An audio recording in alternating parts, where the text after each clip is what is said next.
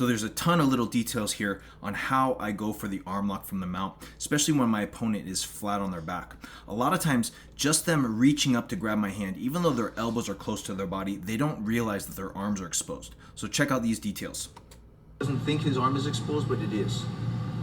All I need to be able to attack this arm is this elbow off the ground a little bit. Okay, so a lot of guys do this lay and pray position. It means their elbows are open to attack all day. Okay, so from here, what's super important is, again, I block the head.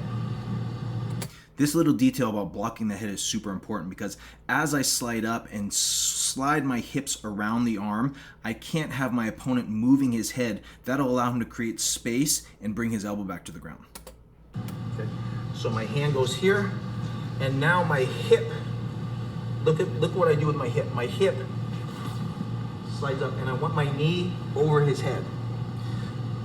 The reason I want my knee over his head is because, do you guys see how my hip is already lined up with the arm? I'm already basically in position for the arm lock. I just need to pass my foot over.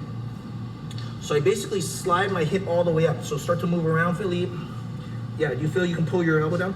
So one of the things I always do is I always let my opponent move around a little bit just to make sure that I'm stable in my position as I'm attacking. Of course, people are always going to try to escape, and so I want to make sure as I'm attacking, I'm stable every step of the way.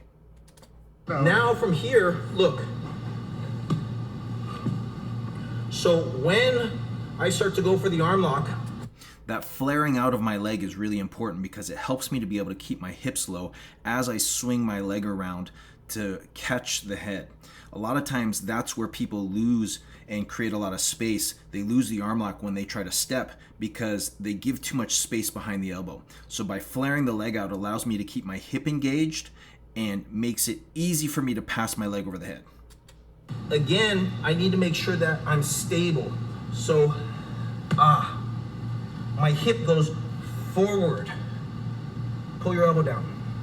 Pull your elbow down. Pull your elbow. Just keep trying to pull your elbow down. Keep consistent pressure there, trying to pull your elbow down. There you go. No space when I step over the head to go for the arm lock. So that's how you go for the arm lock from the mount against someone that's laying flat on their back.